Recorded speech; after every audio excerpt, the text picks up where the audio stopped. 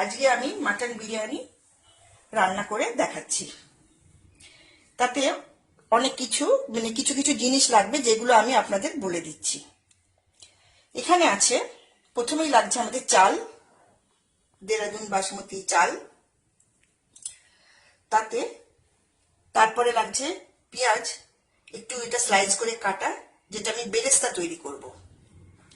পেঁয়াজ বাটা, যার জন্য লাগছে, এটা মাংসের জন্য লাগবে। আদা এবং রসুন বাটা। এবার মশলা তৈরি করতে লাগবে, বিরিয়ানির মশলা তৈরি করতে লাগছে লবঙ্গ, বড় এলাচ, দারচিনি, কালো গোলমরিচ, আর লাগছে তেজপাতা, কাবাব চিনি, জায়ফল, জয়িত্রী, ছোট এলাচ, স্টার অ্যানিস। এগুলো দিয়ে আমি মশলাটা তৈরি করব। এছাড়া লাগছে মাংসতে তেল, হলুদ, লঙ্কা, নুন স্বাদ মতো, চিনি স্বাদ মতো। লাগছে গোলাপ জল, লাগছে কেওড়া জল, লাগছে মিঠা আতর। এটা খুব সামান্য, অনেকে এটা গন্ধ সহ্য করতে পারে না, সেই জন্য একটু সামান্য 2-1 ফোঁটা আমি দেব। এটাতে আছে 500 চাল, ঠিক আছে। এবার এই চালটাকে আমাকে সেদ্ধ করতে হবে, বয়েল করতে হবে। এটা বয়েল করতে গেলে লাগবে আমার ছোট এলাচ, দারচিনি, লবঙ্গ, বড় এলাচ এবং স্টার অ্যানিস, গোলমরিচ। এইগুলো দিয়ে আমি সেদ্ধ করতে দিচ্ছি। তার আগে একটা কথা বলে দিই, এটাতে আমি আলু সেদ্ধ করে দিতে হবে, সেটা আমি একটু দেখাচ্ছি। একটু জাফরান দুধে গুলে রেখে দিয়েছি খানিকটা বিরিয়ানি রং করবার জন্য। আচ্ছা, এখানে আমি ভাতটা সেদ্ধ করে বয়েল করে রেখে দিয়েছি। আর এখানে আমি এখন আলুটা একটু ফুড কালার দিয়ে নুন দিয়ে ভাজছি। এটা বয়েল করা আলু, এটাকে আমি নুন দিয়ে ভাজছি। এবার আমার মনে হচ্ছে আলুটা সেদ্ধ হয়ে গেছে এবং ভাজা হয়ে গেছে, তাই জন্য এবার আমি আলুটাকে তুলে রাখছি। আলুটা হয়ে গেছে, দেখতে পাচ্ছেন তো, সব হয়ে গেছে আলুটা, এবং ভাজাও হয়ে গেছে। সেই জন্য আমি এবার আলুটাকে তুলে রাখছি সামান্য সাদা তেল দিয়ে।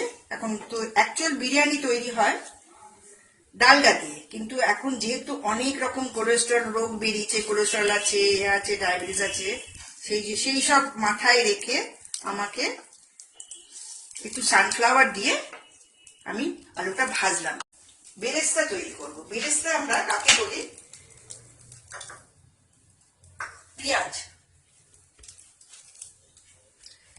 সামান্য একটু এবারে তেল দিচ্ছি। তেলটা আমাকে একটু ফ্রাই মতো, পেঁয়াজটা যাতে একটু ফ্রাই হয় সেই হিসেবে আমাকে পেঁয়াজটা তেল দিতে হলো, পেঁয়াজ যাতে খুব ভালো করে ফ্রাই হয়। এটাকে বলে বেরেস্তা। বেরেস্তাটাকে আমি বিরিয়ানিতে দেবো, একটু ছড়িয়ে দিতে হবে। দেখতে পাচ্ছেন তেলটা হচ্ছে, মনে হচ্ছে তেলটা হয়ে গেছে। এবার আমি একটু এতে কাঁচা পেঁয়াজ কুচি করে স্লাইস করে কাটা একটা পেঁয়াজ আমি কুচি করে রেখে দিয়ে দিলাম। এটা আমি কিছু নুন টুন কিছু দেবো না, জাস্ট একটু ফ্রাই মতো করবো এবং মচমচে হবে। হয়ে গেছে, দেখুন ভালো করে ভাজা হয়েছে, জাস্ট মচমচে থাকবে। এটা আমি তুলে রেখে দিচ্ছি। তেল যথেষ্ট পরিমাণ আছে, মনে হচ্ছে এই তেলেতে আমার মাংসটাও হয়ে যাবে। এটা শুদ্ধ পেঁয়াজটাকে ভেজে রেখে দিলাম, ঠিক আছে। এইবারে আমি এতে মাংস করব। এবারে মাংস করতে গেলে আমার লাগবে একটু শুকনো লঙ্কা, অল্প করে শুকনো লঙ্কা দিলাম। এবারে আমি দিয়ে দেবো একটু কুচনো পেঁয়াজ,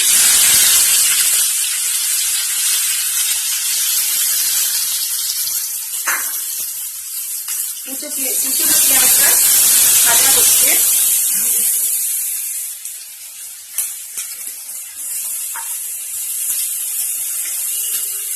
কুচনো পেঁয়াজটা একটু ভাজা হবে, তখন আমি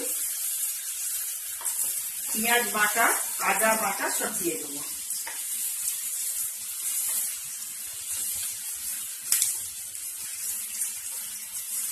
এর সাথে আমি একটু নুন দিই। নুন দিলে এই যে চড়বার চড়বার করে যে ফোঁটা, এটা কিন্তু হবে না, ছেটকাবে না। চিনিও দিয়ে দিলাম। নুনটা সবটাই লাগবে, বুঝেছেন? নুনটা সবটাই দিয়ে দিলাম। এটা ভাজা হচ্ছে।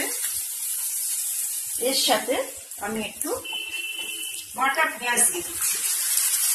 এই বাটা পেঁয়াজটা আমি দুটো মিডিয়াম সাইজের বাটা পেঁয়াজ বাটা, আর একটা পেঁয়াজ আমি করেছি কুচনো।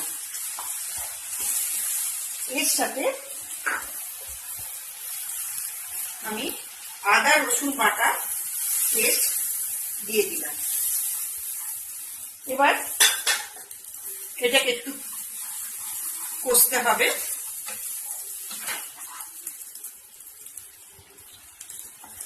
কষছি। এর সাথে আমি একটু হলুদ দিয়ে দিচ্ছি, লঙ্কা গুঁড়ো। এই লঙ্কাটা কিন্তু 1 চামচে কাশ্মীরি লঙ্কা আর 1 চামচে আমি একটু ঝাল লঙ্কা দিয়েছি। কাশ্মীরি লঙ্কাটা একটু রংটা করবার জন্য।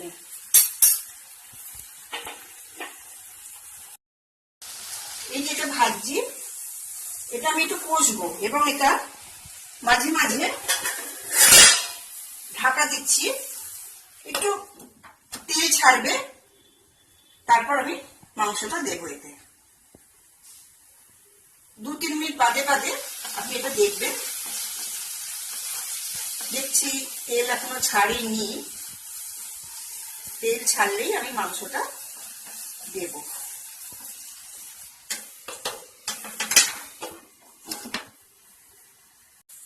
এখানে দেখছি মোটামুটি মাংস তেলটা এবং পেঁয়াজটা হয়ে গেছে। এটা আমি এবারে মাংসটা দিয়ে দেব। মাটন গুলো পুরো আমি দিয়ে দিলাম। ম্যারিনেট করা মাটন আমি দিয়ে দিয়েছি। এটাতে ম্যারিনেট করা ছিল, দই দিয়ে আমি ম্যারিনেট করে দিয়েছি। দই, নুন, একটু সামান্য হলুদ আর একটু কাঁচা তেল, সর্ষের তেল, কাঁচা সর্ষের তেল দিয়ে আমি ম্যারিনেট করে রেখে দিয়েছিলাম। 1 ঘন্টা ম্যারিনেট হয়েছিল। তাতে দইটা দিয়ে করলে একটু মাংসটা নরম হয়। এবার এটাকে আমি কষবো। কষে আমি কুকারে, প্রেসার কুকারে বয়েল করতে দেবো। আর মাটনের বদলে চিকেনও দেওয়া যায়। আজকে আমি দেখাচ্ছি একই মোটামুটি রেসিপিটা এক। আর আমি এখানে মাটনের দেখাচ্ছি আজকে। আমি এতে থাকছে, আমার বিরিয়ানিতে থাকছে মাটন, আলু আর বয়েল এগ, দুটো বয়েল এগ আমি দিচ্ছি। তাহলে মাটন, আলু আর বয়েল এগ।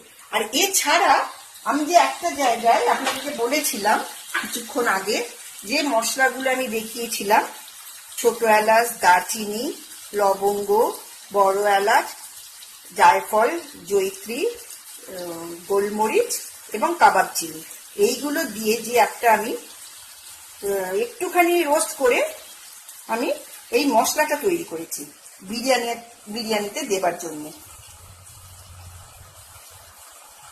এটা আমি বাড়িতেই তৈরি করি মশলাটা, আমি কোনো বাইরে থেকে কিনে এনে তৈরি করি না, আমি বাড়িতেই মোটামুটি এটা তৈরি করি।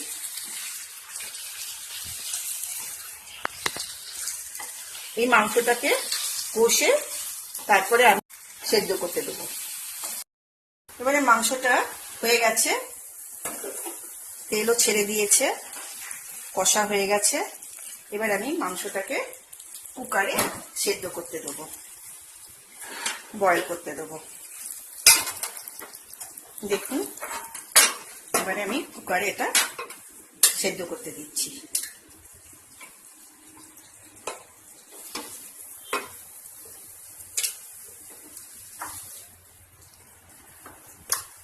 এভাবে একটা একটা করে নিচ্ছি, একটু একটু করে।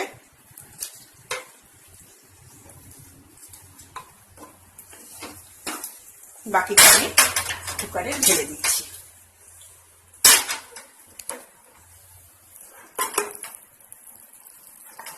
এটাকে শুধু 3টে সিটি দিয়ে নামিয়ে নেব।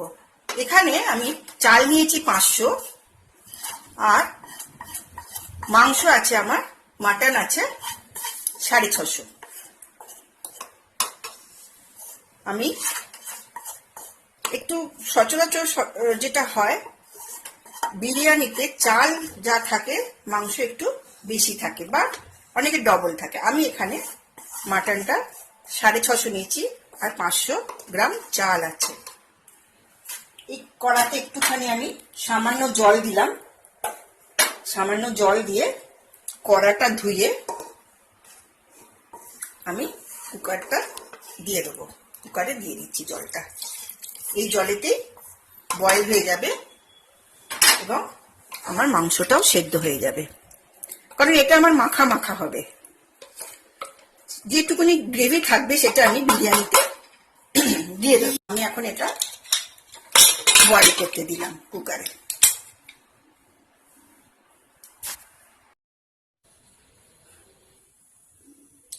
মাংসটা সেদ্ধ হয়ে গেছে এবং আমি কুকার থেকে এটা নামিয়ে রেখেছি। এটা মাংস হয়ে গেছে। এইখানে আমি কিছুটা ভাত আমি কিছুটা তুলে রেখেছি। এতে আমি স্যাফরন আর দুধ ভিজিয়ে দিয়েছিলাম। সেই স্যাফরন আর দুধটা আমি কিছুটা চালের সাথে, মানে ভাত যেটা হয়ে গেছে তার সাথে কিছুটা মিশিয়ে রেখে দিচ্ছি। আর কিছুটা ভাত আমি সাদা রেখে দিয়েছি। আর এখানে যে ভাতটা আছে সেটা আমি কিছুটা রং মাখিয়ে, অর্থাৎ স্যাফরন আর দুধ মাখিয়ে রাখলাম। আর ভাতটা যখন নাবানো হবে তখন যেন এমন ভাবে নাবাতে হবে যে ভাতটা 80% মতো হয়েছে আর 20% ভাত হতে বাকি থাকবে, সেই রকম ভাবে নাবাতে হবে। তাহলে আমার এই ভাতটা নাড়াচাড়া করতে সুবিধা হবে। এবারে আমি এই ডেচকিতে তেল গুলিয়ে রেখে দিয়েছি, সানফ্লাওয়ার গুলিয়ে রেখে দিয়েছি আগে থাকতে। এবারে আমি এখানে কিছুটা স্যাফরন মেশানো ভাত দিলাম।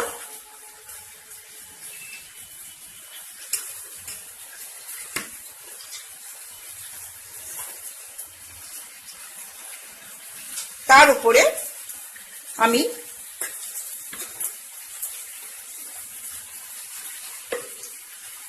দেখুন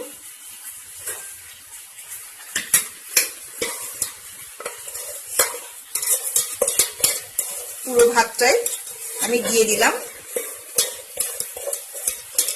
রং মেশানো। স্যাফরনটা দিলে সুন্দর একটা গন্ধ বেরে। অনেকে ফুড কালার দেয়, আমি এখানে ফুড কালারটা ইউজ করিনি।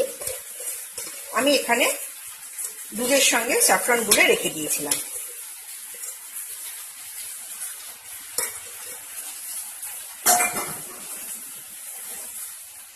এবারে এতে আমি বেরেস্তাটা ছড়িয়ে দিলাম।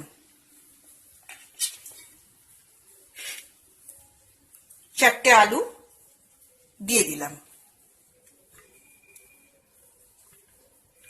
আলু বেশি দেওয়া যায়, আমি এখানে 500 চালের করেছি তো সেই জন্য এখানে আমি 2টো আলুই দিলাম। অনেকে আবার এখন ডায়াবেটিসের জন্য অনেকে আলুও খায় না, সেই জন্য আমি 2টো আলু, 4টে আলু আর 2টো পেঁয়াজ দিলাম।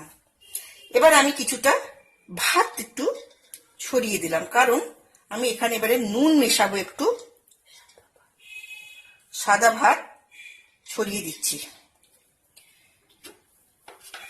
কিছুটা আমি এবারে নুন মিশিয়ে দিচ্ছি।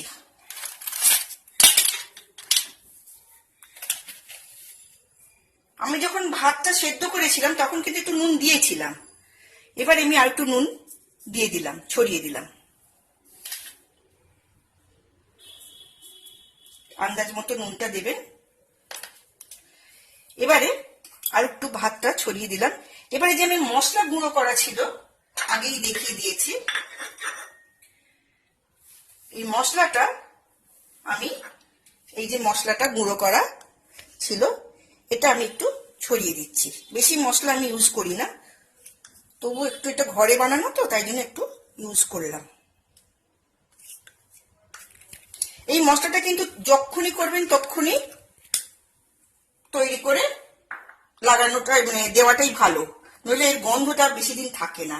তাও এয়ারটাইট কৌটোতে আপনি খুব জোর 10 দিন মতো রাখতে পারবেন, তার বেশি রাখতে পারবেন না। এটা দিয়ে দিলাম।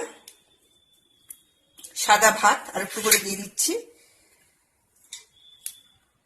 এবারে আমি একটু মাংস দেব।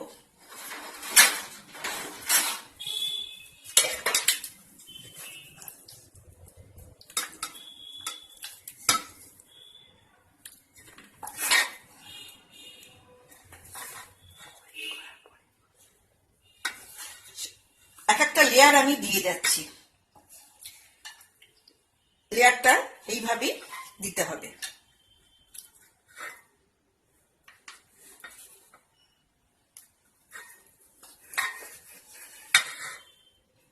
একটু গ্রেভি যেটুকুনি আছে সেটুকুনি একটু ছড়িয়ে দিচ্ছি, বেশি আমি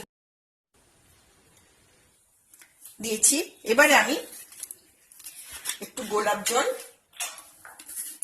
আর একটু 2 চামচে গোলাপ জল দিয়ে দিলাম।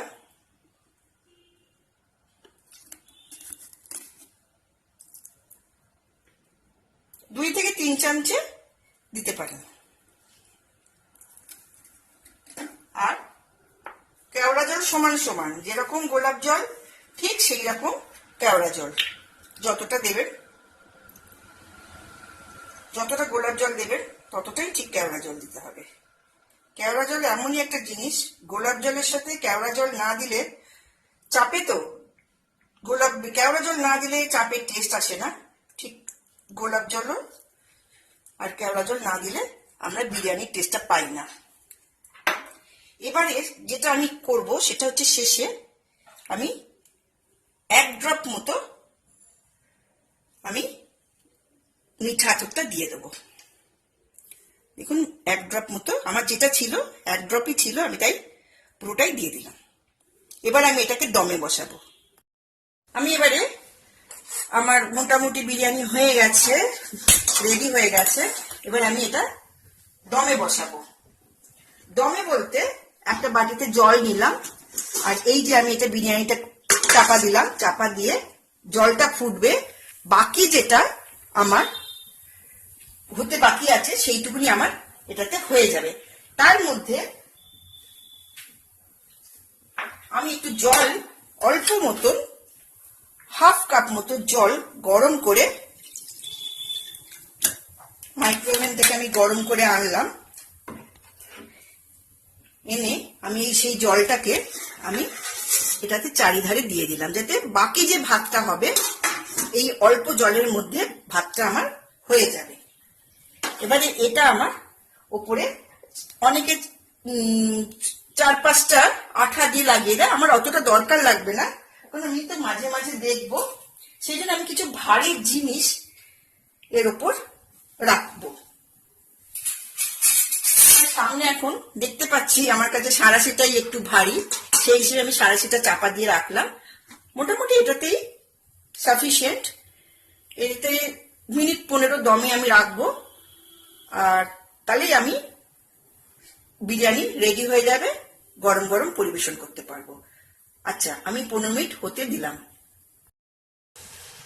এবার মনে হচ্ছে আমার বিরিয়ানিটা হয়ে গেছে। এবার আমি নাবাচ্ছি এটাকে।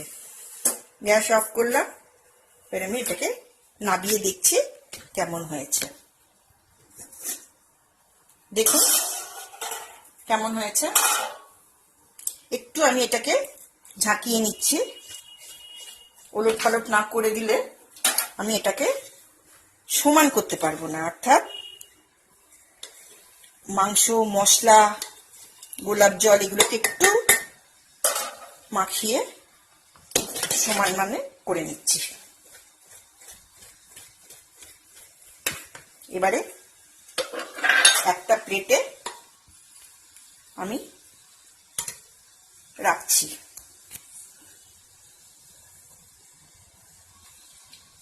গরম আছে, দেখুন মাটনগুলো